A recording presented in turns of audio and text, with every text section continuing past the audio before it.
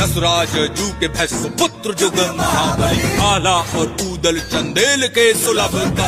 आल्हा के ईदल भो ऊदल के भो नरेंद्र पुत्र भय नामी और सनामी भो चंदेल राज। ये कहानी उस वक्त की है जब दिल्ली के राज सिंहासन पर महाराज पृथ्वीराज चौहान विराजमान थे। उन्होंने अपने आसपास के लगभग सभी राजाओं को अपने अधीन कर लिया था, लेकिन कन्नौज के राजा जयचंद और कालिंजर के चंदेल राज परमाल ने पृथ्वीराज चौहान के आगे अपना सर नहीं झुकाया था। राजा परमाल का विवाह उड़ई के राजा वासुदेव की बेटी मल्हना के साथ हुआ था। मल्हना की 2 छोटी बहनें भी थीं, देवलदे और तिलका, जिनका विवाह राजा परमाल के 2 वीर सेनानायक और सगे भाई दक्षराज और वत्सराज के साथ हुआ। इस विवाह से महारानी मल्हना इतनी खुश हुई कि उन्होंने देवलदे और दक्षराज के लिए दहसरपुरवा में एवं तिलका और वत्सराज के लिए सिरसा में 2 अलग अलग भव्य महल बनवा दिए। उन्हीं दिनों राजा परमाल ने महोबा को अपनी नई राजधानी घोषित किया था। चंदेल राज परमाल की इस पवित्र भूमि में लगभग एक ही समय में 5 पुत्रों का जन्म हुआ, जो आगे चलकर महोबा के पंचवीर कहलाए। महारानी मल्हना की कोख से राजकुमार ब्रह्म कुमार का जन्म हुआ। ब्रह्म कुमार एक शूरवीर योद्धा था। राजा परमाल के राज पुरोहित के घर ढेबा नामक बालक का जन्म हुआ। ढेबा वीर होने के साथ ही ज्योतिष विद्या में भी निपुण था। ढेबा को आल्हा खंड में विपत्ति का साथी कहा गया है। उसने हर विपत्ति में अपने मित्रों का साथ निभाया। ढेबा के बारे में अलहैत यानी आल्हा गाने वाले आज भी ये गाते हैं।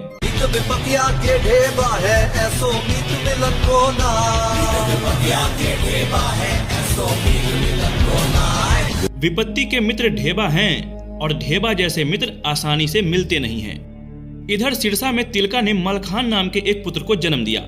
कहते हैं कि मलखान का शरीर वज्र की तरह कठोर था और युद्ध भूमि में वो अंगद की तरह पांव जमाकर लड़ता था। पांव पिछाड़ी तैन न जाने जंगा देख लड़े मलखान, यानी पांव को पीछे नहीं जाने देता था और अपनी जांघों को टेक कर लड़ता था मलखान। इधर दहसरपुरवा में देवलदे ने भी एक पुत्र को जन्म दिया, जिसका नाम आल्हा रखा गया। आल्हा के बाद देवलदे एक बार फिर से गर्भ से हो गई और तभी जब वो गर्भ से थी तो एक दिन मांडवगढ़ के बघेल राजा ने महोबा पर आक्रमण कर दिया।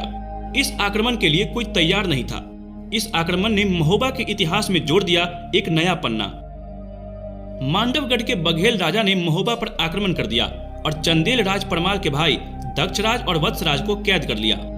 उन्हें बंदी बनाकर वो मांडवगढ़ ले गया, लेकिन इस पर भी बघेल राजा की क्रूरता का अंत नहीं हुआ। उसने दोनों भाई दक्षराज और वत्सराज को मारकर उनका सर बरगद के वृक्ष पर टांग दिया। आज भी अलहैत उल्लेख करते हैं कि टंगी खोपड़िया है बरगद पर बरखा सहे शीत और घाम, और आधी रतिया की बेला में रोवे लय अला को नाम। पिता की मृत्यु के कुछ महीने बाद ऊदल का जन्म हुआ। कहते हैं कि जेही दिन जन्म हुआ ऊदल का धरती धसी 2.5 हाथ, यानी जिस दिन ऊदल का जन्म हुआ उस दिन धरती ऊदल के भार से 2.5 हाथ यानी 2.5 हाथ धंस गई। लेकिन ऊदल की माता देवलदे खुश नहीं थी। मत दो इसे मेरी गोद में, कुल नाशक है ये। देवलदे, एक माँ होकर अपने बेटे के लिए ऐसी बातें मुंह से नहीं निकालनी चाहिए। यदि ऐसा नहीं होता मल्हना, तो पेट में आने के 3 महीने बाद इसके पिता की मृत्यु नहीं हो जाती। इसमें इस बच्चे का क्या दोष? ये तो नियति है। जिस पुत्र ने अपने पिता का मुंह नहीं देखा, जिसके जन्म लेते ही धरती 2.5 हाथ नीचे धंस गई, वो कुलनाशक नहीं तो और क्या है? कहो ना। देवलदे, तुम कटु हो गई हो। तुमसे बहस का ये उचित समय नहीं है। मल्हना, जब आप समझ ही चुकी हैं, तो मुझे अकेले छोड़ने का कष्ट करें। हाँ, बिल्कुल। आज से मैं इस बच्चे की माँ हूँ, अपने साथ ले जा रही हूँ इसे। पर एक बात याद रखना देवलदे, आगे चलकर यही बालक राज्य का नाम रोशन करेगा और अपने पिता की मौत का बदला लेगा। धर्म की माता है मालंदे, जो ऊदल को तीरों बचाए।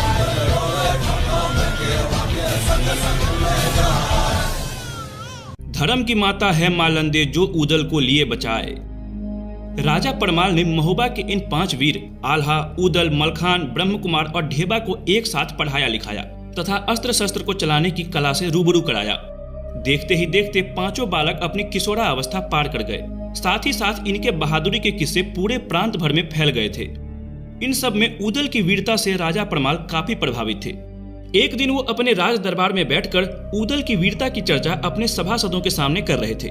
आला, ऊदल, मलखान, ब्रह्म कुमार और ढेबा, ये पांचों इस आयु में भी बड़े बड़े योद्धाओं से कम नहीं हैं। और ऊदल की तलवार और युद्ध कौशल का तो क्या कहना। कि तभी आल्हा ऊदल का मामा माहिल वहां आ पहुंचा।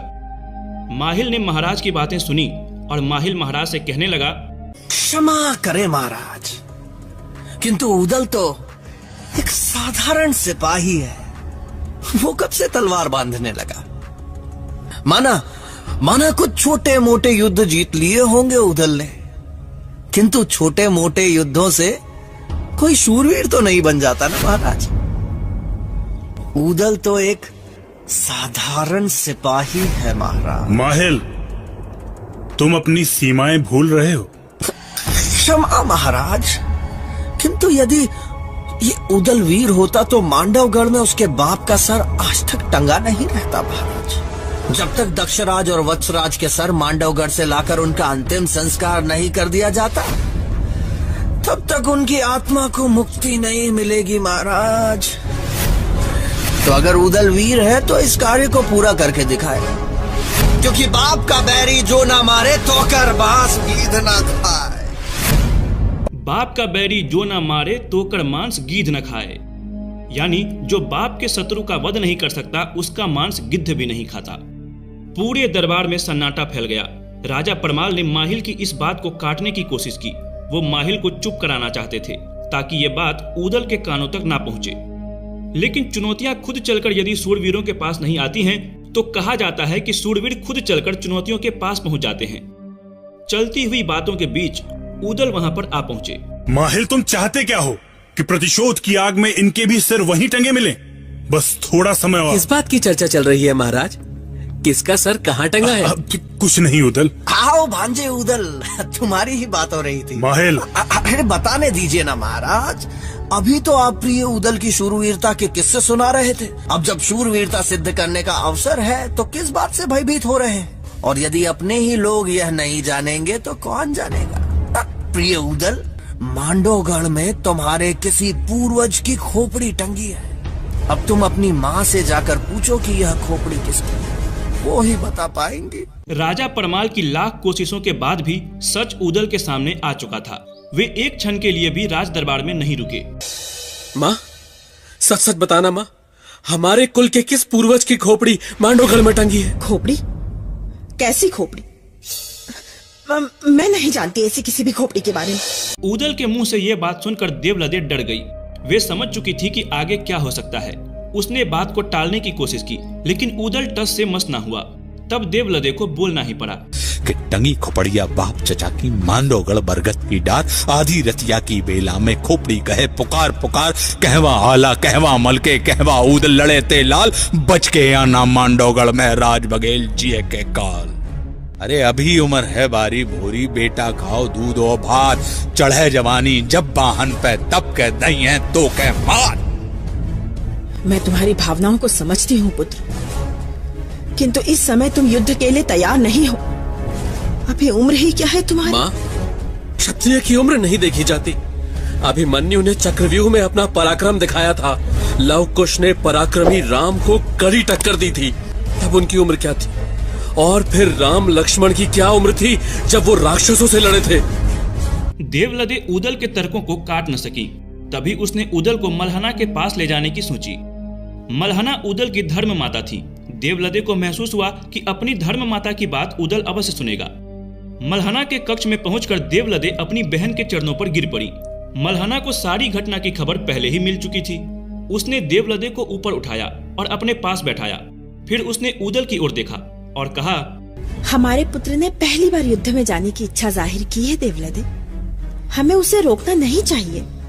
अपने प्राण का मोह तो कायर और मूर्ख करते हैं। इस संसार में जितने दिन के लिए जो आया है, विधाता भी उससे वो दिन छीन नहीं सकते। लेकिन एक बात याद रहे बेटा, शत्रु कुछ भी करे, तुम हमेशा धर्म युद्ध करना। मलहना ने ऊदल को धर्म युद्ध के पाठ पढ़ाए। वे ऊदल से बोली, बेटा हमेशा धर्म युद्ध करना, कभी किसी से डरना नहीं, शरण में आए व्यक्ति की हमेशा रक्षा करना, बालक बूढ़े और स्त्री पर कभी हाथ न उठाना, युद्ध में जिस सैनिक के पास हथियार ना हो उस पर वार मत करना, और भागते हुए सैनिक को तो कभी मत मारना।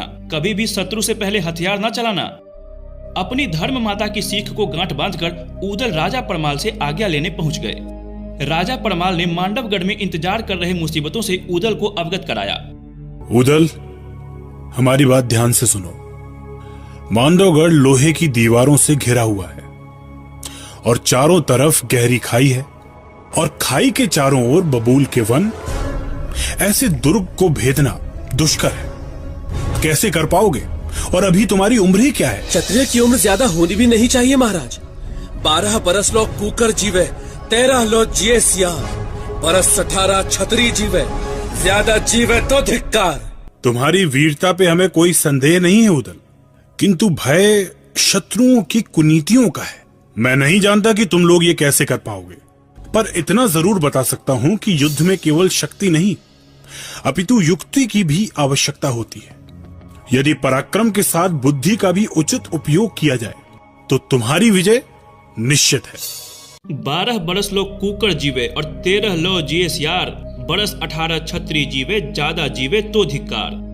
12 बरस की आयु कुत्ते की होती है और 13 वर्ष तक सियार जीता है राजा साहब, लेकिन क्षत्रिय का लड़का यदि 18 वर्ष के ऊपर जी जाए तो उसके जीवन पर धिक्कार है, क्योंकि रणभूमि में पहुंचने के सिर्फ 2 ही परिणाम होते हैं, वीरगति या विजय। महाराज से विदा लेकर ऊदल ने अपने बाकी चारों वीर भाइयों को बुलाया और सभी लोग एक साथ मिले और मांडवगढ़ को जीतने की योजना बनाने में जुट गए। हम एकदम से मांडवगढ़ पर चढ़ाई नहीं कर सकते। पहले वहाँ के भेद जानने होंगे, उनके दुर्ग के बारे में जानना होगा, तभी यह युद्ध हम जीत सकते हैं। क्या कहते हैं भैया आला? आप ठीक ही कह रहे हैं भ्राता मलखान। आला, यदि मांडव के किसी सिपाही या अधिकारी को हम अपने साथ मिला ले तो? नहीं भ्राता ब्रह्मा, आपका सुझाव ठीक है, किंतु शत्रु राज्य के किसी सिपाही को साथ मिलाना ये जोखिम भरा है। यदि उसने हमारे साथ ही विश्वासघात कर लिया तो?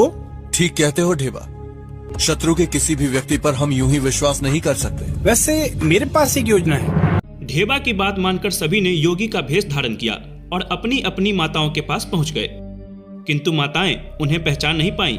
माताओं ने उन्हें योगी ही समझ लिया। राजा परमाल ने उस दिन आल्हा को महोबा का सेनापति घोषित किया।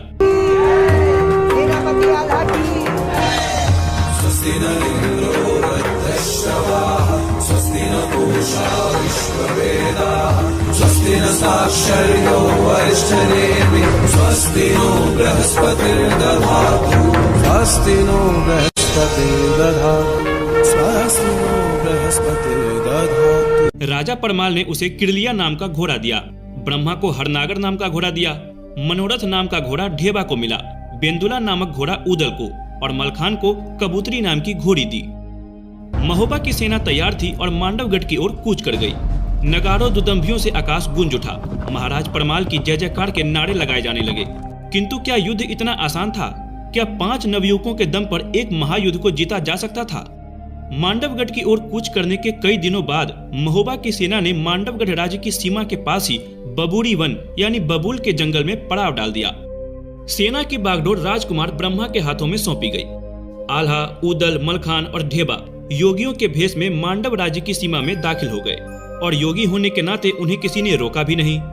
कुछ ही देर बाद वे मांडवगढ़ किले के मूल द्वार पर पहुंच गए, किंतु द्वारपाल ने उन्हें रोक लिया। ठहरिए। अलख निरंजन, कहो वत्स, क्या समस्या है? आप लोग कहाँ से आ रहे हैं? सुदूर हिमालय से। इतनी दूर से? कोई विशेष काम? वत्स, हम सन्यासी हैं, हिमालय से चले हैं दक्षिण के हिंदू सागर तक। रास्ते में तुम्हारा ये नगर आ गया, इसलिए हमने सोचा कि इस नगर की सेवा ग्रहण कर लें। सुना है यहाँ के राजा बड़े दयालु हैं। सो तो ठीक है, लेकिन यहाँ ठहरेंगे कितने दिन? अगर सन्यासी को ये पता होता कि वो कितने दिन ठहरने वाला है तो फिर वो सन्यासी ही क्यों होता है? मन हुआ तो सालों, वरना एक क्षण। मगर वत्स, तुम्हें कोई असुविधा हो तो हम आगे की ओर चले जाएंगे। नहीं नहीं, ऐसी बात नहीं, लेकिन पूछना मेरा काम है। आप बुरा मत मानिए, मांडवगढ़ में आप सभी का स्वागत है। अंदर से अनुमति मिलने के बाद द्वारपाल उन चारों योगियों को अंदर ले गया। अंदर पैर रखते ही ऊदल की दृष्टि पट वृक्ष पर पड़ी। पट वृक्ष की सबसे ऊंची डाल पर 2 सिर टंगे थे, दक्षराज और वत्सराज के। ये देखकर उदल अपने आप को रोक नहीं पाए और शायद द्वारपाल उदल के मानसिक उद्वेग को पहचान गया। अरे छोटे बाबा जी, पेड़ पे टंगी उन खोपड़ियों को क्या देख रहे हैं? इस नगर में और भी सुंदर चीजें हैं, उन्हें देखिए, उनका आनंद लीजिए। अब तुम हमें सिखाओगे कि क्या देखना है? आल्हा ने हालात को संभालते हुए कहा, स्वामी उदयानंद, आप सन्यासी हैं, किंतु पेड़ पर 2 शीश देखकर उद्विग्न हो गए। सन्यासी को किसी घटना से विचलित होना शोभा नहीं देता। एक सन्यासी के लिए मृत्यु अंतिम सत्य नहीं होता।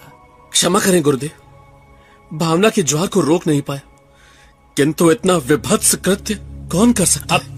अरे स्वामी जी, हमें इन सब से क्या लेना? आप पधारे हमारी नगरी में। योगी आगे बढ़ गए। जब सारे योगी रनिवास में रानी कुशला के पास पहुंचे तो उनका बहुत आदर सम्मान किया गया। फिर रानी ने उनसे भजन गाने का आग्रह किया। आल्हा ने अपनी डफली निकाली, मलखान ने मृदंग और ढेबा ने बांसुरी, और उदल अपने मीठे स्वर में गाने लगे और उन्होंने वहां पर समा बांध दिया। हरि दर्शन की प्यासी अखियाँ, हरि दर्शन की प्यासी अखियाँ, हरि दर्शन की प्यासी अखियाँ, हरि दर्शन की प्यासी। देखो चाहत कमल नयन को, निस दिन रहत उदासी अखियाँ, हरि दर्शन की प्यासी।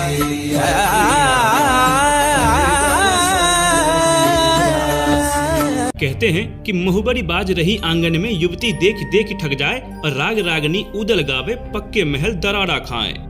वाह, ऐसे दिव्य संगीत को सुनकर रानी मुग्ध हो गई।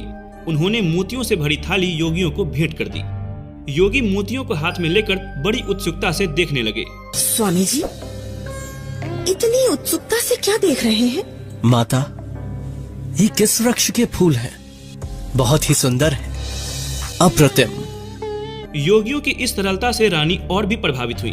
फिर रानी कुशला ने आल्हा से कहा, महाराज, ये मोती हैं, सागर में पाए जाते हैं, अनमोल हैं। तो फिर हमारे लिए ये किस काम के माता? हम तो निर्मोह की राह पर चल पड़े हैं। हमारे गुरुदेव का यह आदेश है कि थोड़ा भोजन अधिक भजन। इन मोतियों को लेकर हम क्या करेंगे माता? इन्हें आप ही रख लें। महाराज, यहाँ हमारे महल में प्रायः योगी महात्मा और संत आते हैं, लेकिन अहोभाग्य हमारे कि आप लोग यहाँ पधारे और ऐसा प्रतीत हुआ कि सच्चे योगियों के दर्शन हो गए हैं। तो महाराज, निसंकोच आप हमें बताएं कि हम आपकी और क्या सेवा कर सकते हैं। माता, गांव खलिहानों में घूमने वाले हम योगियों का राजमहल में यह पहला पदार्पण है। हम चाहते हैं कि आप हमें इस दुर्ग की एक परिक्रमा करवा दें तो अच्छा हो। बस इतनी सी बात? राजमहल की परिक्रमा क्या? यदि आप यह राजमहल भी मांगते तो हम निसंकोच आपको दे देते। रानी ने अपने गले से 9 लखा हार उतारकर योगी के हाथ में रख दिया और राजकुमारी विजयसेना को पूरा दुर्ग दिखाने का आदेश दिया। इस प्रकार वीरों ने अपनी पहली जीत हासिल कर ली थी। अब आगे का रास्ता और भी कठिन था। एक चुनौती उनके सामने आने वाली थी। क्या थी वो चुनौती? राजकुमारी विजयसेना योगियों को लेकर दुर्ग दिखाने निकल पड़ी। वो उदल के साथ साथ चल रही थी। पूरा दुर्ग दिखाने के बाद राजकुमारी दुर्ग की सुरंग के पास पहुंच गई और वहां पहुंचकर वो द्वंद्व में पड़ गई। उसने मन ही मन सोचा कि इन योगियों को दुर्ग का गुप्त रास्ता या सुरंग दिखाई जाए या नहीं। एक तरफ माँ का आदेश और दूसरी तरफ राज्य की सुरक्षा का प्रश्न। उदल ने राजकुमारी के हाव भाव से समझ लिया था कि राजकुमारी विजयसेना कुछ छुपा रही है। उदल ने बड़े दृढ़ता से राजकुमारी को समझाया। अलख निरंजन, हमें ज्ञात हो रहा है कि आप हमसे कुछ छुपा रही हैं राजकुमारी। देखिए, आपको रानी माँ ने आदेश दिया है कि आप हमें इस दुर्ग की पूरी परिक्रमा करवाएं। हम योगी हैं, अगर आप ऐसा नहीं करेंगी तो हम श्राप दे देंगे और तब ना ये दुर्ग बचेगा न राजशाही। आप क्या सोचते हैं कि अगर आपने राजमाता को अपनी बातों में उलझा लिया है तो हम भी आपके इस बुलावे में आ जाएंगे? तुम योगी नहीं, भोगी हो। तुमने मांडव राज्य के साथ धोखा किया है।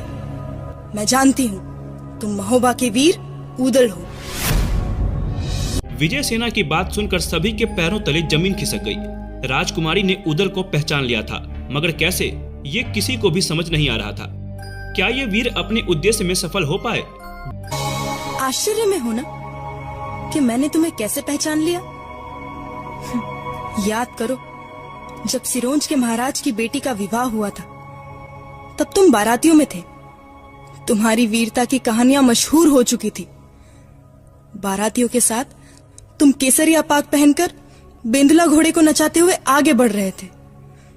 तभी मेरी सहेलियों ने मुझे बता दिया था कि तुम महोबा के वीर उदल हो। लेकिन अब मुझे ये बात समझ में नहीं आती कि इतने महान वीर को पीठ पर छुरा घोंपने जैसे इस कायरतापूर्ण प्रपंच की रचना क्यों करनी पड़ी। ये कहकर राजकुमारी विजय सेना ने अपनी तलवार निकाल ली। उदल ने बड़े शांत भाव से राजकुमारी को समझाया। राजकुमारी, कायर नहीं है। आपके पिता ने धोखे से हमारे पिता और चाचा को मार उनकी खोपड़ियां यहाँ पेड़ पर टांग दी। वो बड़ी शूरवीरता थी। जब तक हम अपने पिता और चाचा की मृत्यु का प्रतिशोध नहीं लेते, तब तक न उनकी आत्मा को शांति मिल पाएगी, न हमारे कलेजे को। आप चाहें तो अभी अपने पिता को हमारे बारे में बता सकती हैं। हम भागेंगे नहीं, लेकिन प्रतिशोध लेकर रहेंगे। उदल ने राजकुमारी को अपने पिता बघेल राज चंबे को बुलाने का जिक्र किया, लेकिन राजकुमारी स्वयं उदल के सम्मुख समर यानी युद्ध के लिए तत्पर हो चुकी थी। तभी उदल को धर्म युद्ध के नियम याद आ गए। दोनों ने तलवारें तान ली और युद्ध छिड़ गया। राजकुमारी एक कुशल योद्धा की तरह उदल पर वार करती रही और उदल सिर्फ अपने आप को बचाते रहे, क्योंकि उनके दिमाग में अपनी मां मल्हाना का आदेश गूंज रहा था कि स्त्री के ऊपर अस्त्र नहीं उठाने चाहिए। अचानक घटी इस घटना ने सबको भौचक्का कर दिया था। आल्हा, ढेबा और मलखान अचंभित खड़े देख रहे थे। कुछ देर तक वार करने के बाद राजकुमारी थक हार कर बेहोश हो गई। तभी सबने मिलकर राजकुमारी को पानी के छींटे उसके मुंह पे मारे। जब राजकुमारी होश में आई तो उसका अभिमान पिघलकर पानी हो चुका था। वीर उदल, तुम्हारे बारे में जो कुछ भी सुना था, तुम उससे ज्यादा बहादुर और धर्मप्रिय हो। ये सत्य है कि मेरे पिता ने तुम्हारे पिता के साथ अधर्म युद्ध किया था, लेकिन तुम्हें धर्म युद्ध का भली भांति ज्ञान है। इसलिए तुम्हारे इस युद्ध में अब मैं तुम लोगों के साथ हूं। अब मैं जो कहने जा रही हूं उसे ध्यान से सुनो। ये जो सामने दीवार है, उसके पीछे एक सुरंग है जो यहाँ से कोसों दूर बबूरी वन में निकलती है। ये दुर्ग सब तरफ से इतना सुरक्षित है कि किसी और रास्ते से यहाँ प्रवेश कर पाना तुम लोगों के लिए शायद नामुमकिन हो। सुरंग का दूसरा मुंह बबूरी वन में खुलता था। बबूरी वन यानी बबूल के जंगल, जहां महोबा के सैनिकों ने अपना पड़ाव डाला था। ये भेद खुलने के साथ ही महोबा के वीरों ने युद्ध जीतने की सबसे महत्वपूर्ण चाबी हासिल कर ली थी। इस युद्ध का परिणाम क्या हुआ? क्या महोबा के 5 युवा महावीर महोबा की खोई प्रतिष्ठा को पुनर्प्रतिष्ठित कर पाएंगे? अगले दिन की सुबह महोबा की सेना ने मांडवगढ़ के ऊपर आक्रमण कर दिया। आक्रमण की खबर सुनते ही बघेल राज चंबे ने अपने दोनों पुत्र राय करिंगा और सूरज को बुलाया। राय करिंगा और सूरज अपने समय के बड़े सूरवीर योद्धा माने जाते थे। बघेल राज चंबे ने युद्ध की बागडोर अपने पुत्रों के हाथों में सौंप दी। हम आपका सपना पूरा करेंगे, हमें आशीर्वाद दीजिए। इस युद्ध को हम अवश्य जीतेंगे। बघेल राज महाराज चंबे की जय। बघेल राज महाराज चंबे की जय। इधर महोबा के सेनापति आल्हा ने पंचव्यूह की रचना के साथ युद्ध लड़ने का निर्णय लिया। अपने घोड़े पर सवार होकर सबसे आगे चलने वाली सेना का संचालन स्वयं आल्हा कर रहा था और बाईं छोर की टुकड़ी का संचालन ढेबा कर रहा था। पिछले भाग का दायित्व मलखान के कंधों पर था और व्यू के बीचों बीच घोड़े पर सवार ब्रह्मा चल रहा था। दोनों सेनाएं मांडवगढ़ के सीमांत के पास आमने सामने आ गई। राय करिंगा ने आल्हा को ललकारा, हमसे लड़ना तुम्हारी औकात के बाहर है। तुम्हारा वही हाल होगा जो तुम्हारे पिता और चाचा का हुआ था। उसी जगह उसी पेड़ पे हम तुम्हारी भी खोपड़ी टांग देंगे। ये बकवास का वक्त नहीं है राय करिंगा। तुम्हारे पिता ने अधर्म युद्ध करके मेरे पिता और चचा को मार डाला था। तुम अगर अपने पिता का सर लाकर मुझे दोगे तो हम तुम्हारी जान बख्श देंगे। और फिर सेना एक दूसरे से भिड़ गई। राय करिंगा आल्हा की आंखों में धूल झोंक कर उदल की ओर बढ़ गया। फिर उसने उदल पर भाला फेंका। भाला उदल के शरीर के पार हो जाता यदि उदल का घोड़ा बेंदुला अंतिम समय पर अपनी चाल न बदलता। उदल के करीब से निकलकर राय कलिंगा का भाला धरती में धंस गया।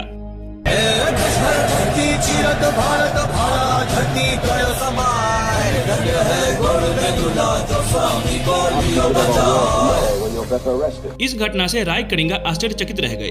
उसने उदल पर तलवार से आक्रमण किया और उदल ये कहकर राय कलिंगा पर टूट पड़ा कि पहली वाणी में बोलत नहीं, दूजे में नहीं करते रार, और तीनी वाणी में छोड़त नहीं, मुंह में ठूस देई तलवार। और उदल के पहले वार में ही राय कलिंगा घायल हो गया और वो रणभूमि छोड़कर भाग गया।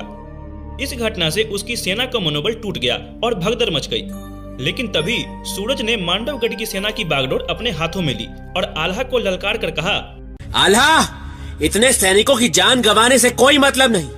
आओ हम दोनों द्वंद्व युद्ध करें और द्वंद्व युद्ध के फैसले से इस युद्ध का फैसला हो। अरे जाओ, अगर तुमसे मैं लड़ूंगा तो दुनिया के सारे वीर मुझ पे ये कहकर हंसेंगे कि आल्हा ने एक बच्चे को हरा दिया। तुम्हारे लिए तो मेरा भाई उदल ही काफी है। आल्हा का आदेश पाते ही उदल सूरज के साथ द्वंद्व युद्ध करने के लिए तैयार हो गया। दोनों की तलवारें निकल गई और वे दोनों एक दूसरे पर वार करते रहे। ये लड़ाई शाम तक चली और सूरज ढलने के बाद आल्हा ने दोनों को रोक दिया। आल्हा ने दोनों वीर योद्धाओं को शाबाशी दी और दोनों पक्ष की सेनाएं अपने अपने शिविर में लौट गई। आज का युद्ध तो बिना किसी निर्णय के समाप्त हो गया। लेकिन अगले दिन की सुबह महोबा के लिए क्या मुसीबत लाई? राजकुमार कलिंगा ने कौन सा पैंतरा खेला? सूरज की पहली किरण फूटते ही युद्ध फिर आरंभ हो गया। राय कलिंगा स्वस्थ हो चुका था। उसने सेना की बागडोर फिर अपने हाथ में ले ली थी। दोनों ओर की सेनाएं आमने सामने थी। तलवारें निकल गईं और युद्ध शुरू हो गया। काफी देर तक युद्ध चलता रहा। खून से भरी पूरी भूमि लाल हो गई थी। कि भुजा बहादुर फरकन लागे, नाचन लगे मुझ के बार, और कटकट मोती गिरे खेत में, उठ उठ रुंड करे तकरार। युद्ध चलता रहा पर विजय किसी की नहीं हुई। युद्ध का रुख बदलने के लिए आल्हा ने उदल को राय कलिंगा की ओर अग्रसर होने के लिए कहा। उदल को आता देखकर राय कलिंगा भी चकित रह गया। उसने अपनी तलवार खींच ली और उदल पर टूट पड़ा। राय कलिंगा उदल पर अपनी तलवार से एक के बाद एक लगातार वार करता जा रहा था और उदल उनके दिमाग में अपनी योजना अनुसार राय कलिंगा को थका देना चाह रहे थे और उदल अपने आप को बचाते रहे। जैसे ही उदल को महसूस हुआ कि राय कलिंगा थोड़ा सा धीमा पड़ा है और वैसे ही उदल ने लपक कर राय कलिंगा के ऊपर ऐसा जोरदार प्रहार किया कि राय कलिंगा का सर धड़ से अलग हो गया। राय कलिंगा के मर जाने पर मांडवगढ़ की सेना पलायन करने लगी। सूरज ढलने को था पर उस दिन के युद्ध का निर्णायक पल तो शाम के पहले ही गुजर चुका था। उस दिन का युद्ध समाप्त हो गया। उधर युद्ध की गतिविधियों से अनजान आल्हा उदल से ईर्ष्या करने वाला उनका मामा माहिल महोबा पहुंच गया और उसने महोबा के रनिवास में पहुंचकर ये खबर दी कि युद्ध में आल्हा और उदल के सरों को काटकर फेंक दिया गया है। ये खबर सुनते ही देवलदे और मल्हना रो पड़ी। दुख से पूरा रनिवास विवल हो उठा। चारों ओर मरगट सी खामोशी छा गई कि तभी युद्ध का समाचार लेकर दूत राजमहल में पहुंचा और उसने राय कलिंगा का सर राजा परमाल के सामने थाली में रख दिया। ये देखते ही माहिल वहां से निकल भागा और उड़ई की ओर चल पड़ा। उसका षड्यंत्र एक बार फिर निरस्त हो चुका था। अगले दिन की युद्ध की शुरुआत में ही मलखान के हाथों सूरज मारा गया और अब महोबा की सेना को रोकने वाला कोई नहीं था। महोबा की सेना ने मांडवगढ़ के किले को घेर लिया। कहते हैं कि खबर मिलते ही राजा जम्भे भयभीत हो गया और उसने सहजो जोगिन को बुलाया। सहजो जोगिन या सहजो योगिनी ये एक ऐसी योगिनी थी जो काली शक्तियों की उपासक थी, जिसने तंत्र मंत्र द्वारा कई सिद्धियां प्राप्त कर रखी थी। देखो जोगिन, कुछ ऐसा करो कि इन वीरों के खेमे में खलबली मच जाए और मैं इस अफरा तफरी का लाभ उठाकर ये युद्ध जीत जाऊं। आप चिंता ना करें महाराज। मेरी सिद्धियों के सामने कोई वीर आज तक नहीं टिक पाया है, तो फिर इन बालकों की क्या बिसात। अपनी कही बात के अनुसार सहजो ने बंगाली पुड़िया मारकर उदल को भेड़ बना दिया और गुरु झिलमिल की मढ़ी में उदल को बांध दिया। उदल गायब हो चुके थे। उदल के ना मिलने पर आल्हा बुरी तरह घबरा गए। तभी बाबा गोरखनाथ ने अपनी दिव्य बाणी से उदल को पूरी घटना के बारे में बताया। पूरी घटना समझते ही आल्हा ने मलखान और ब्रह्मा को वहां भेजा। ब्रह्मा और मलखान गुरु झिलमिल बाबा की कुटिया में योगियों का भेष धारण करके पहुंच गए। वहां पहुंचकर दोनों ने गुरु जी को भजन सुनाया। गुरु झिलमिल उनके भजन को सुनकर बड़े प्रसन्न हुए। वाह, क्या स्वर है बेटा, मन प्रसन्न हुआ। मांगो, क्या मांगते हो? बाबा, सहजो जोगिन ने हमारे भाई उदल को बकरी बनाकर आपके यहाँ मढ़ी में बांध दिया है। बाबा आप महाप्राण हैं, कृपया आप हमारे भाई को उसकी पूर्व अवस्था में लौटा दीजिए। बस इतनी सी बात। तथास्तु। और उदल फिर से मनुष्य बन गए। इधर आल्हा ने ऐलान कर दिया कि जब तक किला ध्वस्त नहीं होगा तब तक सभी लोग यहाँ पर डटे रहेंगे। के कठिन किलारे मांडवगढ़ का आल्हा ने दिए वचन उचाए, जो लो किला न टूटे तो लो मांडव विजय न सपने माए। जब तक मांडवगढ़ का किला ध्वस्त नहीं होगा तब तक हमारी विजय स्वप्न के जैसी है।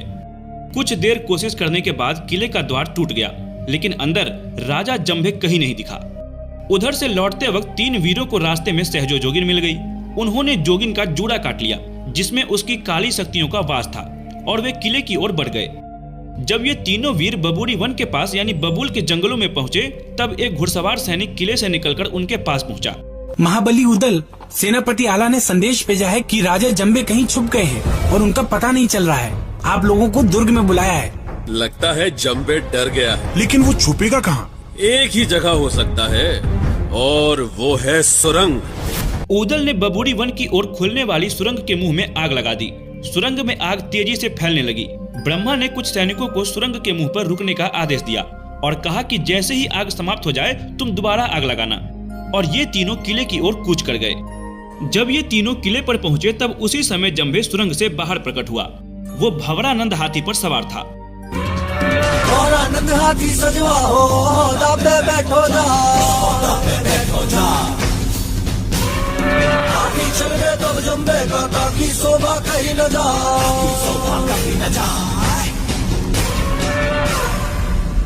उदल ने घोड़ा बढ़ाकर हाथी के माथे पर अपने घोड़े बेंदुला की दोनों टांपे अड़ा दी और पालकी के ऊपर लगे हुए ध्वज को काटकर फेंक दिया। और उदल घोड़े से छलांग लगाकर पालकी पर चढ़ गए और जंभे को बिना कोई मौका दिए जंभे का सर पकड़कर काटकर फेंक दिया। युद्ध समाप्त हुआ। महोबा की सेना की जयध्वनि से पूरा किला गूंज उठा। के बड़े लड़ैया महुआ बारे, इनकी मार सही न जाए। एक को मारे दुई मर जाए, तीसरा खौफ खाए मर जाए। अब लौटने की तैयारी थी। युद्ध जीतने का समाचार जब राजा परमाल के पास पहुंचा तो वह बहुत खुश हुए। उन्होंने पूरे राज्य में विजय का उत्सव मनाने की घोषणा कर दी। प्रजा में खुशी की लहर दौड़ गई और राजा परमाल ने राजमहल में आम दरबार बुलाया। आल्हा, उदल, मलखान, ब्रह्मा और ढेबा ने आकर बड़ों के चरण स्पर्श किए। आल्हा ने ससम्मान अपने पिता दक्षराज और अपने चाचा वत्सराज के सर को निकालकर राजा परमाल के सामने रख दिया। उदल ने प्रतिज्ञा पूरी की थी। उन्होंने जंभे का सर निकालकर मल्हाना के चरणों में रख दिया था और बोला कि बाप का बैरी जो ना मारे तो कर मांस गीध न खाए, और माता हो गई पूरी प्रतिज्ञा, लिया जंभे का शीश उताए। आल्हा, उदल और महाराज परमाल के जय जयकार के नारे पूरे राज्य में गूंजने लगे। चारों तरफ खुशियां ही खुशियां थी। लेकिन ये कहानी यही खत्म नहीं होती, क्योंकि खुशियों की इस बारिश को कभी न कभी तो थमना ही था। मांडवगढ़ की जीत के बाद आल्हा, उदल की कीर्ति चारों तरफ फैलने लगी, पर ईर्षा और द्वेष से भरा हुआ उनका मामा माहिल इस बात को स्वीकार नहीं कर पा रहा था, क्योंकि वो आल्हा उदल की शक्ति से भली भांति परिचित था। वो जानता था कि यदि आल्हा और उदल एक साथ रहेंगे तो विश्व विजय से उन्हें कोई नहीं रोक सकता। इसलिए वो एक नए षड्यंत्र की शुरुआत में जुट गया। क्या था माहिल का ये षड्यंत्र? जब बहादुर फड़कन लागे, नाचन लगे मुच्छ के बार, कटकट बोटी गिरे खेत में, उठ उठ रुंड करे तकरार। एक को मारे दुई मर जाए, तीसरा खौफ खाए मर जाए, मरी के नीचे जिंदा लोग को ऊपर लूथलई लटकाए। बुंदेलखंड के 2 असीम शूरवीरों के लिए प्रशस्ति में लिखा गया है ये लोक महाकाव्य आलाखंड, जिसका एक एक छंद सुनकर रोंगटे खड़े हो जाते हैं और हम पहुंच जाते हैं वहीं युद्ध के मैदान में आल्हा उदल के साथ, उसी समय जब ये घटनाएं घटित हो रही थी। मांडवगढ़ की जीत के बाद आल्हा उदल की कीर्ति चारों तरफ फैलने लगी थी, पर ईर्षा और द्वेष से भरा उनका मामा माहिल इस बात को स्वीकार नहीं कर पा रहा था और एक नए षड्यंत्र में लग गया। एक दिन, अरे मलखान, तुमने सिरसागढ़ का नाम सुना है? सिरसागढ़? हाँ सुना तो है, लेकिन अचानक मामा जी आप। तो फिर तुम ये भी अवश्य जानते होगे कि राजा परमाल ने तुम्हारे पिता को उसका शासन सौंप दिया था।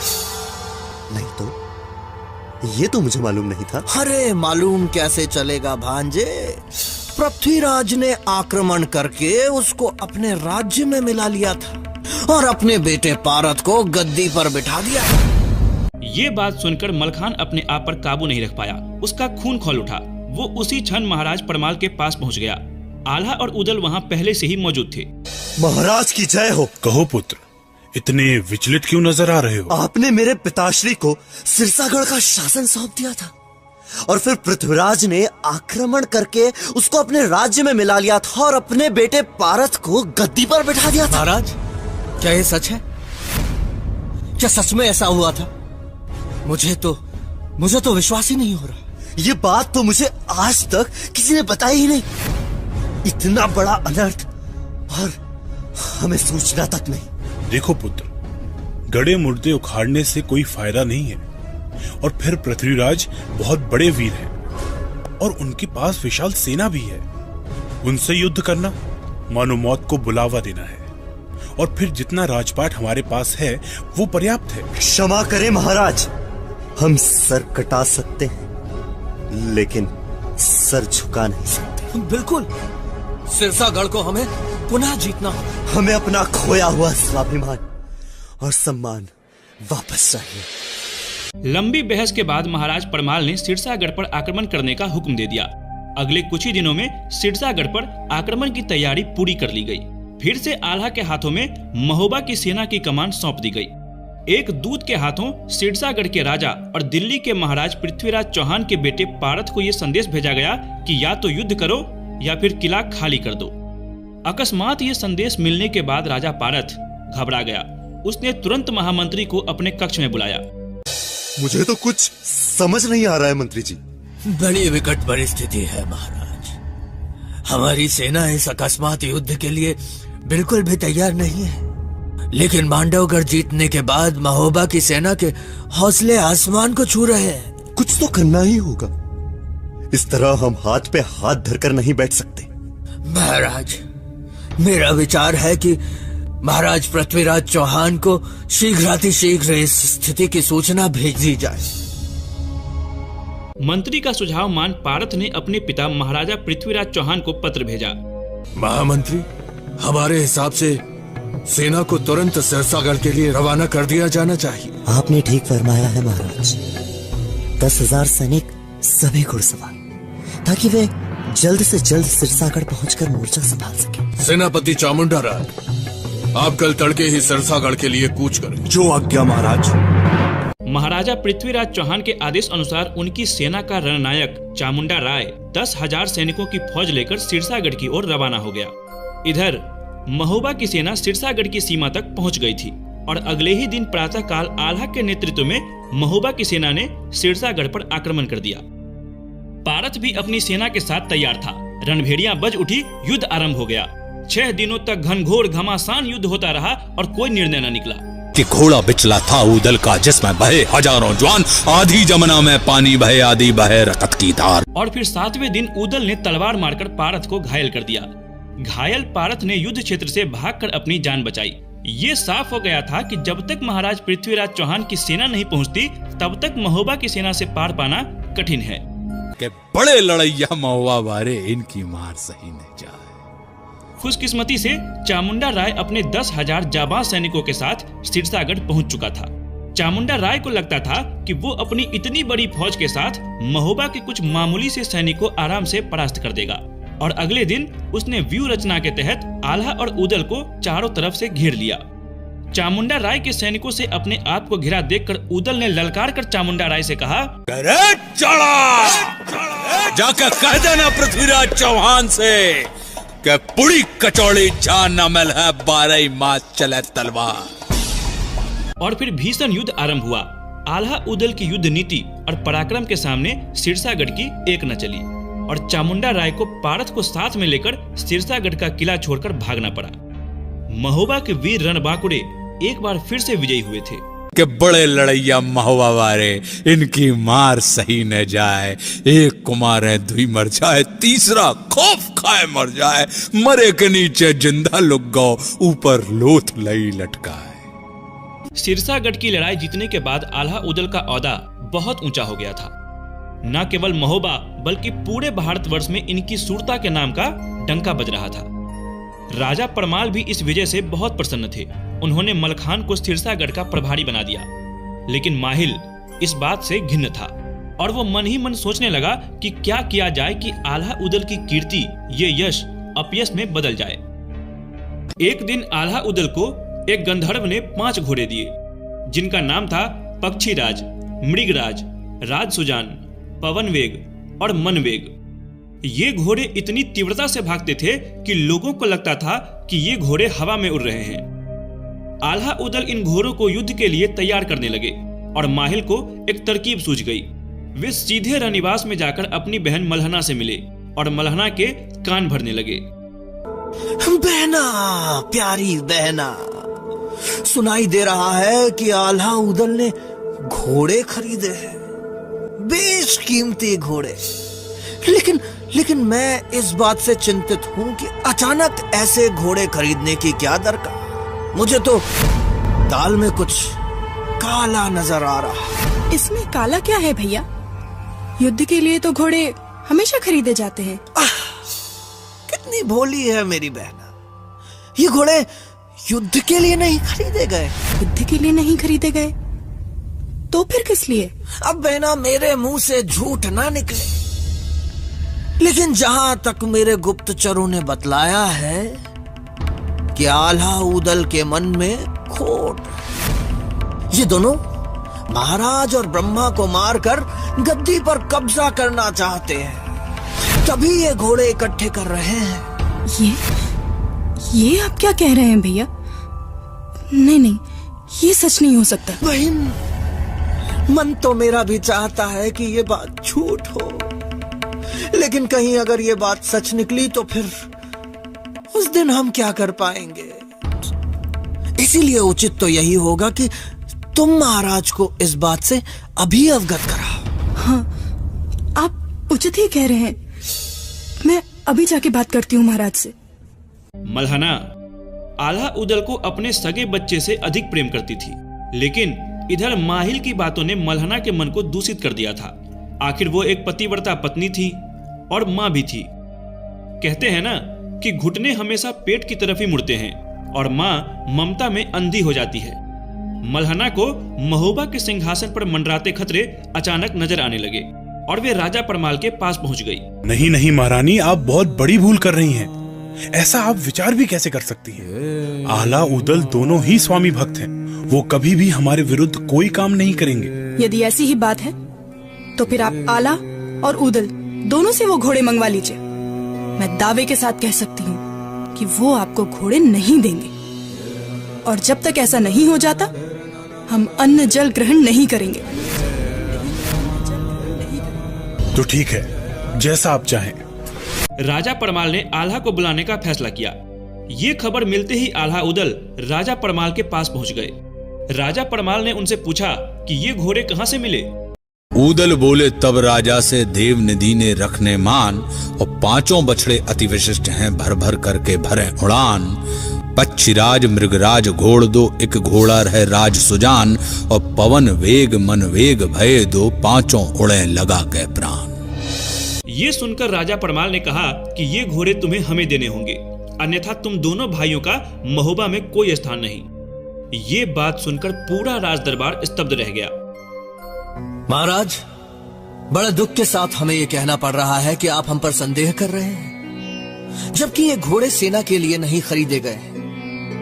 हमें नहीं पता कि आपको अचानक क्या हो गया, लेकिन संदेह के इस वातावरण में हमारा दम घुटता है। हमें आज्ञा दीजिए महाराज। राज दरबार से निकलकर आल्हा सीधे अपनी माँ देवलदे के पास पहुंच गए। माँ, जिन्हें हमने हमेशा पिता समान समझा, उन्हें ही आज हम पर विश्वास नहीं। जिस राज्य के लिए हमारे पिता और काका ने अपने प्राणों की आहुति दे दी, वही राज्य हमसे स्वामी भक्ति का प्रमाण मांग रहा। अब हमारा यहाँ एक पल भी ठहरना मृत्यु समान है। पुत्र, जब समय संबंधों से ज्यादा प्रबल हो जाए, तब समय के बताए रास्ते पर ही चलना उचित होता है। न जाने किस ठोर पर जाकर रुकेगी हमारी जीवन की नाव, लेकिन संबंधों को एक अवसर अवश्य मिलना चाहिए। एक बार और अंतिम बार पुत्र, तुम महाराज से जाके मिल लो। हो सकता है कि उनका मन बदल जाए और फिर वे तुम्हें स्वीकार भी कर लें। माता देवलदे से सलाह मशवरा करने के बाद जब आल्हा उदल राजमहल पहुंचे तो पूरा दरबार भरा हुआ था। आल्हा उदल ने राजा को माता की कही हुई बातें दोहराई। बातों को सुनकर राजा परमाल आल्हा उदल से बोले, यदि तुम राज्य में खाओगे तो गोमांस खाओगे, अगर पानी पियोगे तो गाय का रक्त पियोगे, यदि स्त्री के साथ सोते हो तो बहन के साथ सोओगे। राजा परमाल के मुंह से ऐसी बातें सुनने के बाद आल्हा क्रोधित हो उठा और तुरंत वहां से निकल गया। उदल ने अपनी पगड़ी और गहने उतारकर फेंक दिए। क्रोधित आला उठ के चलवा पूरब तुरंत की पहुंचो जाए और उदल बोलो तब राजा से पगड़ी गहना तरी तुम्हार। भादों की आधी रात थी, घनघोर वर्षा हो रही थी। आल्हा उदल अपनी मां देवलदे को लेकर महोबा नगरी को छोड़कर किसी अज्ञात स्थान की ओर चल पड़े। पूरे महोबा नगर वासियों के लिए ये एक बहुत ही दुखदायी और कटु दृश्य था। इस घटना को गाते हुए आज भी उत्तर और मध्य भारत के अलहैत रो पड़ते हैं। नैना नैना आंसू ढारे दया न कहूँ ठाव देखाए, आल्हा चली भय उदल चली भय, जैसे राम लखन चली जाए।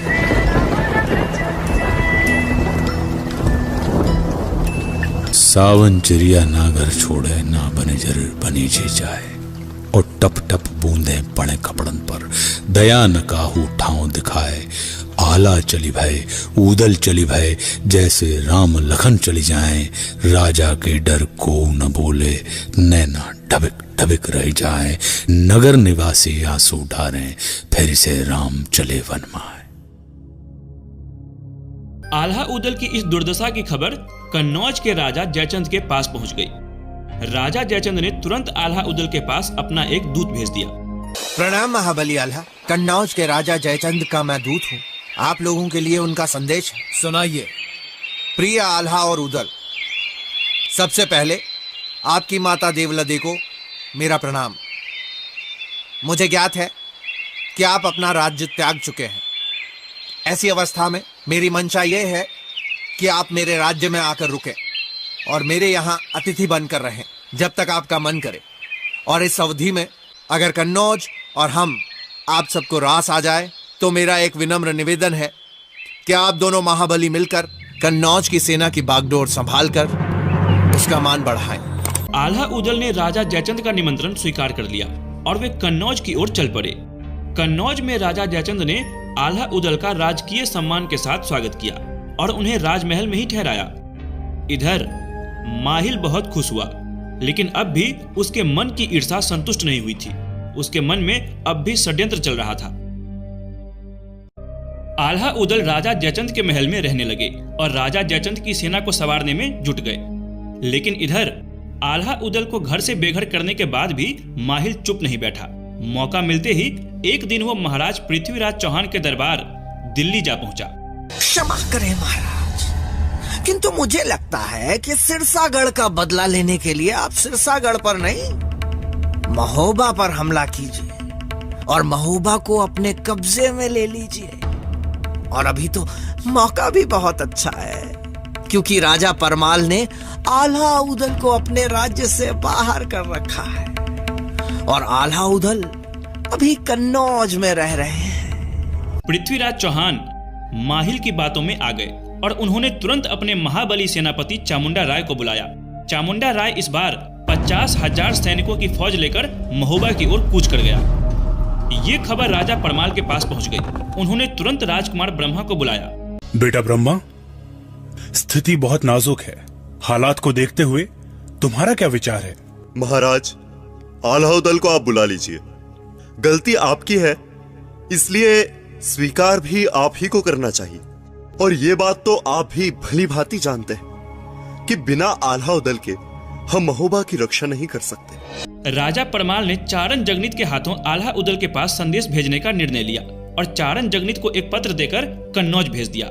इधर महाराज पृथ्वीराज का दूत राजा परमाल के पास पहुंचा। महाराज, महाराजा धीराज पृथ्वीराज सिंह चौहान ने आपके लिए संदेश भेजा है कि या तो आप महोबा को खाली कर दीजिए या फिर युद्ध में उनका मुकाबला कीजिए। उन्हें सूचित कर दो कि हमारे महायोद्धा अभी राज्य में नहीं है आशा है कि 15 दिन के भीतर वो लौट आएंगे, इसलिए युद्ध के लिए हमें 15 दिन का समय चाहिए। पृथ्वीराज चौहान मौके का फायदा उठाकर महोबा पर हमला करना चाहते थे, लेकिन 15 दिन की मोहलत मांगने वाले संदेश ने पृथ्वीराज को धर्म संकट में डाल दिया। आखिरकार उन्होंने क्षत्रिय धर्म का पालन करते हुए राजा परमाल को 15 दिन की मोहलत दे दी। उधर चारण जगनीत आल्हा से कन्नौज के राजमहल में मिले और राजा परमाल का पत्र आल्हा उदल को दे दिया। हालांकि जगनीत बहुत वाक्कटु था, लेकिन दोनों भाइयों ने उसकी एक न सुनी। माता देवलदे ये वार्तालाप अंदर से सुन रही थी। जैसे ही इन लोगों की बातें खत्म हुई, देवलदे बाहर आई और बोली, जो व्यक्ति अपने व्यक्तिगत कारणों से अपनी मातृभूमि की रक्षा करने से इनकार करता है, उसे क्षत्रिय कहलाने का कोई अधिकार नहीं। और ऐसे पुत्र को जन्म देकर मेरी कोख कलंकित हो गई है। ऐसा न कहो माँ, हमसे ये कैसी भूल होने वाली थी। हम जाएंगे माँ, हम जाएंगे। माँ की बात को दोनों भाइयों ने मान लिया और महोबा जाने की तैयारी में जुट गए। इस बात से राजा जयचंद बहुत प्रसन्न हुए और उन्होंने तुरंत अपने भतीजे लाखन को बुलाकर आदेश दिया कि 50,000 सैनिकों के साथ वे भी महोबा पहुंचे। आल्हा उदल को अपने मातृभूमि से मिलने से अब कोई नहीं रोक सकता था। आल्हा उदल ने महोबा के पास कीर्ति सागर में अपना डेरा डाला और चारण जगनीत को महाराज परमाल के पास सूचना देने के लिए भेज दिया। सूचना पाते ही महाराज परमाल तुरंत कीर्ति सागर के पास आल्हा उदल से मिलने के लिए आ गए और सबको उसी रात महोबा ले जाकर अपने अपने महलों में ठहरा दिया। अगले दिन महोबा के 5 वीर एक साथ बैठे और युद्ध की रणनीति तैयार कर ली गई। इसके बाद महाराज पृथ्वीराज को यह खबर भेज दी गई कि महोबा की सेना युद्ध के लिए तैयार है। सूचना मिलते ही पृथ्वीराज ने महोबा पर आक्रमण करने का आदेश दिया चामुंडा राय को, लेकिन युद्ध स्तर पर पहुंचते ही चामुंडा राय ने देखा कि महोबा की सेना की कमान आल्हा संभाल रहे हैं। इस बात से चामुंडा राय घबरा गया, क्योंकि आल्हा उदल की ताकत का अंदाजा उसे बखूबी था। लेकिन युद्ध तो शुरू होना ही था। दोनों पक्ष के योद्धा आपस में भिड़ गए। कैमास नामक योद्धा से उदल और बाल्मेर राय से मलखान लड़ रहा था। युवराज ब्रह्मा पारद से और लाखन कन्ह से और कुंढीर से ढेबा। उदल ने कैमास को घायल कर दिया और कैमास युद्ध छोड़कर भागने लगा। महोबा की सेना राजा परमाल की जय जयकार करने लगी। और दाबे भेदुला उदल आवे लहरत आवे बैगनी पाग, मोचन मोचन घोड़ा नाचे उदल कहे पुकार पुकार, नौकर चाकर को नहीं है तुम सब भैया लगो हमार, जन्मभूमि पर जे संकट है सब भैया मिलकर गुहार। ये ललकार सुनकर महोबा की सेना जोश और साहस से भर गई और वे दुश्मन पर जोरदार प्रहार करने लगी। इधर चामुंडा राय ने आल्हा को ललकारते हुए कहा, अरे आला, सैनिकों को कटवाने से क्या लाभ है? आओ हम मल्ल युद्ध करके इस युद्ध का निर्णय कर लें। अगर तेरी यही इच्छा है चामुंडा राय, तो मुझे कोई परेशानी नहीं है, हो जाए दो दो हाथ। आल्हा चामुंडा राय से बोले, कि पंख फैलाए हुए मोर बहुत देखे हैं, घन पे छाए हुए घनघोर बहुत देखे हैं, और नाला कहता है समुंदर से उमड़ना सीखो, हमने बरसात के ये शोर बहुत देखे हैं। चढ़ा चढ़ा। इस सिंहनाद से भयभीत होकर दोनों तरफ की सैनिकों ने हथियार रख दिया। चामुंडा राय और आल्हा के बीच मल्ल युद्ध शुरू हो गया। 3 घंटे तक दोनों कुश्ती लड़ते रहे और अंत में आल्हा ने चामुंडा राय को चपेट के साथ एक ऐसा धोबी पछाड़ दिया कि वो दूर जा गिरा और आल्हा कूदकर उसकी छाती पर बैठ गए। धीरे धीरे एक के बाद एक सेना नायकों को हराते हुए महोबा के ये महाबली योद्धा लगातार युद्ध जीतते जा रहे थे। महाराज पृथ्वीराज को एक करारी शिकस्त, जिसको पृथ्वीराज जीवन भर कभी नहीं भूल पाए। लेकिन कहते हैं ना कि क्षत्रिय के जीवन में 2 ही चीजें होती है, या तो युद्ध या मुसीबत। युद्ध जीतने के बाद जब दोनों भाई अपने महल पहुंचे, तब उनके सामने एक नई मुसीबत खड़ी थी। एक दिन उदल अपने भाई आल्हा से मिलने के लिए उनके कक्ष में पहुंचे। आल्हा भैया, आओ उदल। मेरी इच्छा है कि इस बार गंगा दशहरा के अवसर पर बिठूर जाकर गंगा स्नान कराऊं। देखो उदल, बिठूर में उन राजाओं के खेमे भी पड़ेंगे जिनसे हमारी शत्रुता है, इसीलिए मेरा मानना है कि वहां जाना तुम्हारे लिए उचित नहीं होगा। फिर भी अगर जाना चाहते हो तो बस इतना कहूंगा कि सावधानी बरतना। भैया, आपकी बात को मैं सदैव याद रखूंगा। इस तरह उदल गंगा दशहरी का स्नान करने बिठूर जाने की तैयारी करने लगा। उनको तैयारी करता देख आल्हा का बेटा इंदल अपने चाचा से बोला, अरे काकाश्री, आप कहाँ जाने की तैयारी कर रहे हैं? बेटा, मैं गंगा दशहरा के अवसर पर बिठूर में गंगा स्नान करने जा रहा हूँ। तो फिर तो मैं भी चलूंगा आपके साथ, बड़ा आनंद आएगा। तुम जा तो सकते हो, परंतु पहले अपनी माँ से अनुमति ले लो। अगर वो अनुमति दे दे तो ही तुम मेरे साथ चल सकते हो। इंदल अनुमति लेने के लिए अपनी माँ से मिला और जिद करके माँ सोनादे को मना लिया। अब चचा भतीजा बिठूर की ओर कूच कर गए। उदल ने नदी किनारे रेत पर एक सुंदर जगह चुनकर अपना डेरा जमाया और तंबू सामियाना गाड़ दिया। गंगा दशहरी के पावन अवसर पर दोनों चचा भतीजा ने शांति से स्नान किया और स्नान खत्म कर खेमे की ओर लौटने लगे कि तभी इंदल ने कहा, काकाश्री आपकी आज्ञा हो तो क्या मैं थोड़ा मेले में घुमाऊं? हाँ हाँ बिल्कुल घुमाओ, हमारा मुख्य काम तो हो गया है, लेकिन तुम ज्यादा दूर मत जाना। उदल खेमे में लौट आए और अपनी कुल देवी मेहर भवानी की पूजा करने लगे। इधर इंदल मेले में घूमने लगा।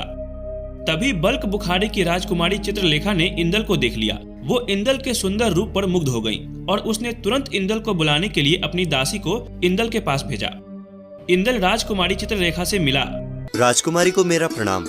मैं महोबा के राजा परमाल के सेनापति महाबली आल्हा का पुत्र हूँ। इंदल, ये तो बड़ी ही खुशी की बात है, या फिर यूँ कहिए कि संयोग की बात है कि आप महाबली आल्हा के सुपुत्र हैं। हमने आपको खेमे के सामने से जाते हुए देखा था, बस फिर क्या था, हम आप पर मुग्ध हो गए। जी मुझे खुशी है कि आपको मैं अच्छा लगा।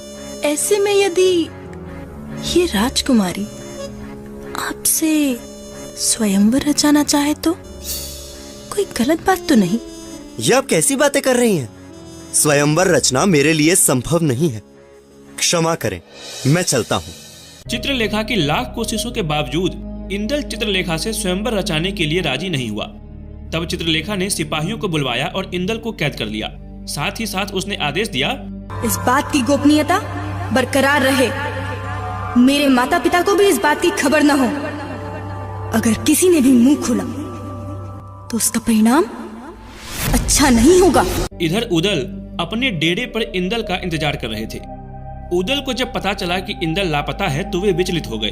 उन्होंने पूरा मेला छान मारा। बदकिस्मती से उस मेले में माहिल ने अपना खेमा जमाया हुआ था।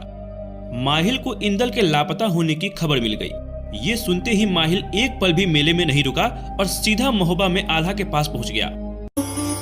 देखो आल्हा, उदल की कोई संतान नहीं है, इसीलिए वो सोचता है कि उसके हिस्से की सारी संपत्ति इंदल ले लेगा और वो इस नीच सोच की वजह से इंदल से जलता है और इसी वजह से वो इंदल को बैला फुसला कर बिठूर ले गया, जहां उसने इंदल की हत्या कर दी।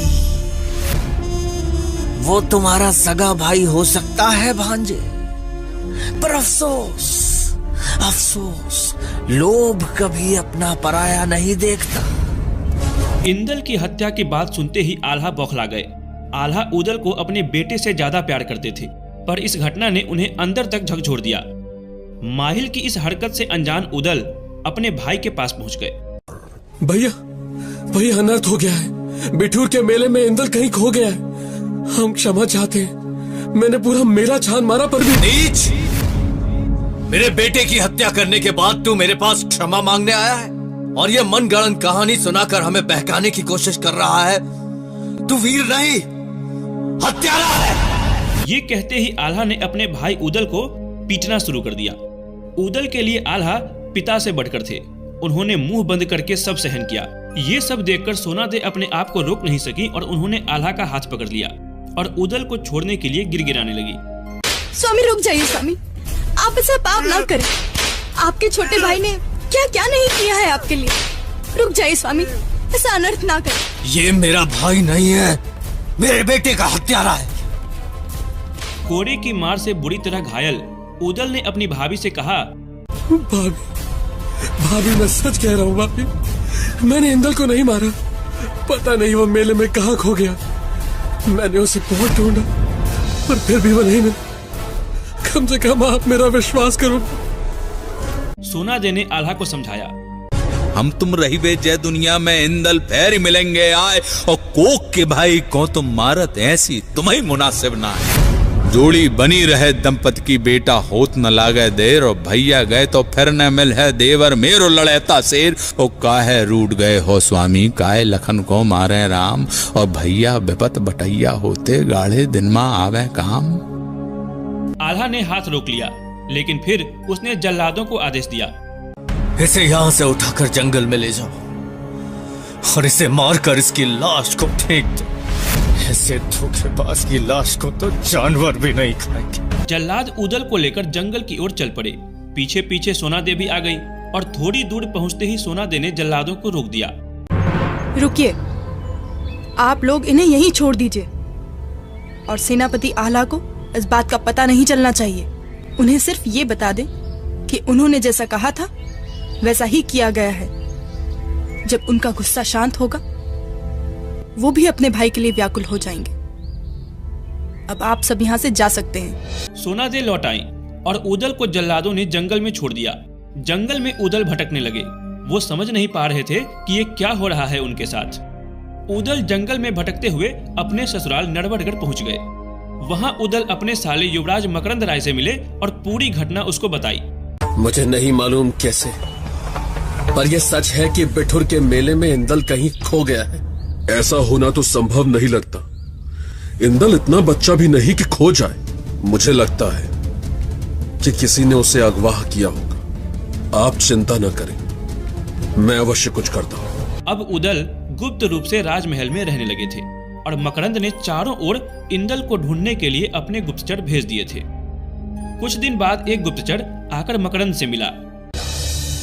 राजकुमार की जय।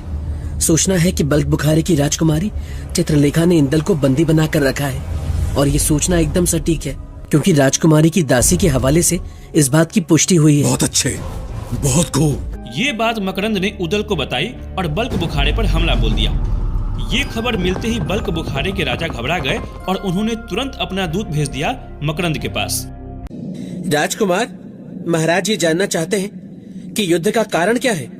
उनसे कहो कि उनकी बेटी राजकुमारी चित्रलेखा ने मोहबा के राजा परमाल के सेनापति वीरवर आल्हा के पुत्र को बंदी बना रखा है। अगर वो इंदल को लौटा देंगे तो हम युद्ध नहीं करेंगे। ये बात सुनकर बल्क बुखारे के राजा ने मकरंद और उदल को अपने दरबार में आमंत्रित किया। दोनों जब पहुंचे तो उनकी बहुत आवभगत की गई। क्षमा करें महाराज, लेकिन ये युद्ध करना अनिवार्य था। आप जानते नहीं है कि इस घटना से मोहबा के पूरे राज परिवार पर क्या असर पड़ा है। महाबली उदल और राजकुमार मकरंद, हम क्षमा प्रार्थी हैं, किंतु इस बारे में मुझे कुछ नहीं पता था। बल्क बुखारे के राजा ने राजकुमारी चित्रलेखा को बुलाया और उसे बहुत फटकारा। हमें क्षमा कीजिए पिताजी, हमसे बहुत बड़ी भूल हो गई। सभा में इंदल उपस्थित हुआ। तब चित्रलेखा उदल को संबोधित करते हुए बोली, अतिथिगण, मैं इंदल से स्वयंवर करना चाहती हूँ, पर इंदल है कि मानता ही नहीं। हम इंदल से अत्यधिक प्रेम करते हैं और हम इस भरी सभा में घोषणा करते हैं कि अगर इंदल नहीं माने तो हम अपने प्राण त्याग देंगे। राजकुमारी, महोबा में हम कोई काम चोरी छुपे नहीं करते। आप इंदल को वापस कर दीजिए और हम आपको वचन देते हैं कि हम स्वयं आपका ब्याह इंदल से करवाएंगे। और फिर मकरंद इंदल और उदल को लेकर नरवरगढ़ की ओर चल पड़े। रास्ते में मकरंद ने उदल और इंदल को सिरसागढ़ में मलखान के पास छोड़ दिया। इंदल को जीवित देखकर मलखान बहुत खुश हुआ। मलखान ने उदल को गले लगा लिया और दोनों बहुत देर तक आंसू बहाते रहे। सभासदों की आंखों में भी पानी आ गया। इसके बाद मलखान ने सिर्फ इंदल को ही महोबा भेज दिया और दूत के हाथों राजा परमाल को एक पत्र भेज दिया। इंदल को लेकर मलखान का दूत महोबा में प्रवेश कर गया। वो सीधे जाकर राजा परमाल से मिला। राजा परमाल इंदल को जीवित देखकर बहुत प्रसन्न हुए, लेकिन उन्होंने ये सबके सामने जाहिर नहीं किया, क्योंकि महोबा में सब जानते थे कि आल्हा ने जल्लादों के हाथों अपने भाई उदल को मरवा डाला है। इस बात से राजा परमाल बहुत घिन्न थे। राजा परमाल ने आल्हा और सोनादे को बुलाया। इंदल को देखकर दोनों माँ बाप अपने बच्चे से लिपट लिपट कर रोने लगे। तभी दूत ने मलखान की चिट्ठी पढ़कर सुनाने की अनुमति मांगी। राजा परमाल ने अनुमति दी। सब ध्यान पूर्वक दूत को सुनने लगे। सेनापति महाबली आल्हा, इंदल को बलक बुखारे की राजकुमारी ने अगवा कर लिया था और ये बात राजकुमारी के पिता भी नहीं जानते थे। अब इंदल ने बलक बुखारे की राजकुमारी से विवाह करने का वचन दिया है। अब आप अपने पुत्र को ले जाकर विवाह करवाइए। हम बारात में सम्मिलित नहीं होंगे क्योंकि आपने अपने भाई की हत्या कराई है। हत्यारे की बारात में हम शामिल नहीं होंगे। आल्हा के सर पर पहाड़ टूट पड़ा था। उन्हें एहसास हुआ कि उनसे कितनी बड़ी भूल हो गई है। उन्होंने अपना खंजर निकाल लिया और अपने गले पर चलाने लगे कि तभी इंदल ने उन्हें रोक लिया। पिताश्री, काकाश्री जीवित हैं और मलखान काकाश्री के पास सकुशल है। ये बात सुनते ही सब लोग एकदम चौंक गए। खुशी का ठिकाना न रहा। आल्हा उसी वक्त सिरसागढ़ की ओर रवाना हो गए। सिरसागढ़ के किले में पहुंचते ही आल्हा सीधे अपने भाई उदल के गले से लिपट गए। भाई, मुझ जैसे महानिज को तो क्षमा का भी कोई अधिकार नहीं, किंतु आज मैं तुमसे क्षमा नहीं, अपने करने का दंड मांगना चाहता हूं। मुझे दंड दो, मुझे दंड दो। ये आप क्या कह रहे हैं भैया? आप बड़े भाई हैं, ना मैं आपको क्षमा दे सकता हूँ और ना ही मैं आपको दंड दे सकता हूँ। मैं तो केवल आपसे यही मांग सकता हूँ कि एक बार फिर मुझे अपने चरणों में जगह दे दीजिए। और दोनों भाई एक दूसरे से लिपटे रहे। कहते हैं कि उस दिन भाइयों के इस प्रेम को देखकर स्वर्ग के देवताओं ने भी फूल बरसाए थे।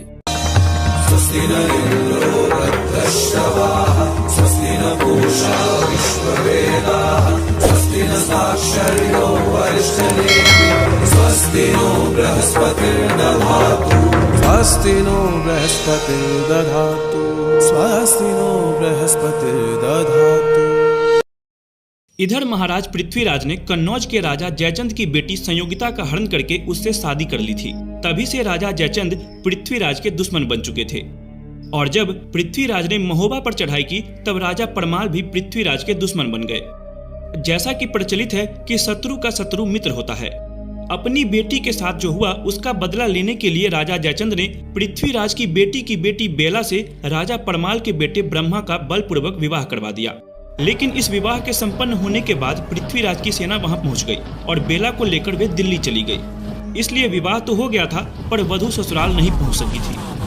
बाद में आल्हा उदल ने यह निर्णय लिया कि दिल्ली पर आक्रमण करना जरूरी है ताकि रानी बेला को दिल्ली से महोबा लाया जा सके, और एक संदेश पृथ्वीराज चौहान के पास भेज दिया। पृथ्वीराज चौहान ने युद्ध की चुनौती स्वीकार कर ली। उन्होंने सेना नायक चामुंडा राय को भी समझाया और एक बार फिर रणभूमि में महोबा और दिल्ली की सेनाएं आमने सामने खड़ी थी। देखते ही देखते दोनों पक्षों ने एक दूसरे पर घनघोर आक्रमण कर दिया और घमासान लड़ाई शुरू हो गई। कहते हैं कि भारत के इतिहास में ऐसा युद्ध पहले कभी नहीं देखा गया था।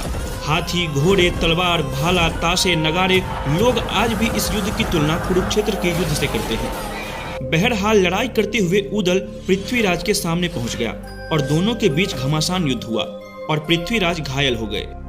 पृथ्वीराज को बचाने के लिए चामुंडा राय आदि वीरों ने उदल पर एक साथ मिलकर कई तरफ से हमला कर दिया।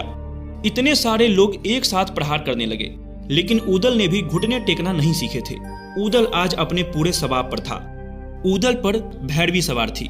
उदल आज अपने आप को बचाने की कोशिश नहीं कर रहा था, बल्कि ऐसा लग रहा था कि उदल अपने प्राणों का उपसर्ग करने के लिए मचल रहा था। उदल लगातार एक के बाद एक चामुंडा राय और उसके सैनिकों के ऊपर प्रहार करते रहे। चामुंडा राय बहुत घबरा गया था और उसने बदहवास होकर अपने हाथ के भाले को उदल की तरफ फेंक दिया और वह भाला सीधा उदल के सीने को चीरता हुआ भूमि में धंस गया। उदल वीर गति को प्राप्त हुए। उदल को हत देखकर ब्रह्मा भौंचक रह गया और चामुंडा राय ने इस मौके का फायदा उठाकर ब्रह्मा के ऊपर तलवार से वार किया और ब्रह्मा भी वीर गति को प्राप्त हुआ। लेकिन ब्रह्मा ने मरने से पहले दिल्ली के कई वीरों को ढेर कर दिया था। अंत में आल्हा चामुंडा राय पर आक्रमण करने के लिए निकले। एक के बाद एक दिल्ली की सेना के वीर आल्हा के हाथों मारे जाने लगे। आल्हा को अपनी ओर आते देख चामुंडा राय अपनी जान बचाकर भाग गया, लेकिन इस युद्ध में आल्हा भी घायल हो चुके थे और समरभूमि में एक और गिर पड़े थे। युद्ध समाप्त हो चुका था। दोनों तरफ भारी नुकसान हुआ था। इन लाशों के ढेर में पड़े दिल्ली के सामंत संयम राय के कानों में महाराज पृथ्वीराज चौहान के कराहने की आवाज पहुंची। उसने देखा कि समर भूमि में महाराज पृथ्वीराज चौहान निशक्त पड़े हैं और उनके शरीर का मांस गिद्ध नोच नोच कर खा रहे हैं। सामंत संयम राय धीरे धीरे रेंगते हुए पृथ्वीराज चौहान के पास पहुंचे और जमीन से कटार उठाकर उन्होंने अपने शरीर के मांस को काट काट कर गिद्धों को खिलाना शुरू कर दिया। और इस प्रकार स्वामी भक्त संयम राय ने अपने नरेश पृथ्वीराज चौहान को बचा लिया। कहा जाता है कि समर भूमि में पड़े आल्हा को उस समय के प्रसिद्ध संत परम गुरु बाबा गोरखनाथ अपने साथ उठाकर अपने अखाड़े में लेकर चले गए कहा जाता है कि आल्हा ने नाथ पंथ स्वीकार कर लिया था। एक मान्यता और है कि आल्हा अपनी कुल देवी मैयर माता के बहुत बड़े भक्त थे। लोग कहते हैं कि आज भी मैयर माता के ऊपर सबसे पहला पुष्प महावीर आल्हा के द्वारा ही चढ़ाया जाता है। एक और किंवदंती के अनुसार आल्हा का संबंध द्वापर युग से जोड़ा जाता है। आल्हा को बर्बरीक का अवतार माना जाता है। बर्बरीक कौन थे? महाबली भीम के पुत्र घटोत्कच के पुत्र का नाम बर्बरीक था। जब महाभारत का युद्ध शुरू होने लगा तो भगवान श्री कृष्ण ने पांडव पक्ष के सभी योद्धाओं को पास बुलाया और उनसे पूछा कि इस भीषण युद्ध को कौन योद्धा अपने पौरुष के दम पर कितनी जल्दी समाप्त कर सकता है। तो किसी ने कहा कि 5 दिन, किसी ने कहा 10 दिन, किसी ने कहा 1 दिन। लेकिन जब घटोत्कच पुत्र बर्बरीक को बुलाया गया तो बर्बरीक ने कहा कि मैं सिर्फ एक बाण से संपूर्ण युद्ध को समाप्त कर सकता हूँ। तो भगवान कृष्ण ने बर्बरीक से पूछा कि इस युद्ध में तुम किसकी तरफ से युद्ध करोगे। तो बर्बरीक ने कहा कि मेरी माँ का आदेश है कि जो कमजोर पक्ष हो तुम उसकी तरफ से ही अपनी शक्ति का प्रदर्शन करना। भगवान ने कहा कि तुम हमें बताओ कि कैसे एक बाण से तुम संपूर्ण युद्ध को समाप्त कर सकते हो। बर्बरीक ने अपने धनुष की प्रत्यंजा पर सिंदूर लगाई और उन्होंने एक पेड़ की तरफ इंगित करके भगवान कृष्ण से कहा कि मैं इस प्रत्यंजा को छोड़ूंगा और इस सिंदूर की एक एक बूंद ये सारे के सारे वृक्ष के पत्तों पर आ जाएंगे। जहाँ जहाँ आप इस सिंदूर की बूंद को देखेंगे मेरा बाण उस पत्ते को छेदते हुए जाएगा। भगवान कृष्ण ने परीक्षा के लिए उस वृक्ष के एक पत्ते को अपने पैर के नीचे दबा कर रख लिया। इधर बर्बरीक ने प्रत्यंजा छोड़ी और उस वृक्ष के एक एक पत्ते पर वह चिन्ह इंकित हो गया। भगवान कृष्ण ने बहुत चुपचाप पैर के नीचे दबे हुए पत्ते को देखा तो वह पत्ता भी चिन्हित था और तत्काल ही भगवान कृष्ण ने सुदर्शन चक्र उठाया और बर्बरीक का सर धड़ से अलग कर दिया। घटोत्कच रोषित हो गया, भीम दुखी हो गए। तब भगवान श्री कृष्ण ने कहा कि इसकी माँ ने कहा था कि ये असक्त की तरफ से लड़ेगा, तो यदि ये तुम्हारी तरफ से लड़ता तो दुर्योधन असक्त हो जाता, फिर ये दुर्योधन के पास चला जाता तो पांडव असक्त हो जाते, फिर ये पांडव के पास आता तो दुर्योधन असक्त हो जाता। तो इसलिए बर्बरीक के बराबरी का कोई योद्धा इस काल में नहीं है। मैं बर्बरीक को लड़ने का मौका अवश्य दूंगा, लेकिन बर्बरीक को 1 युग तक इंतजार करना पड़ेगा। बर्बरीक, तुम्हारी बराबरी के योद्धा तुम्हें कलयुग में मिलेंगे। कहा जाता है कि आल्हा बर्बरीक के अवतार हैं। तो ये कहानी थी आल्हा उदल के जीवन की आखिरी लड़ाई की। अगर आप आल्हा उदल के बारे में और वीडियोस देखना चाहते हैं तो हमें कमेंट करके जरूर बताएं।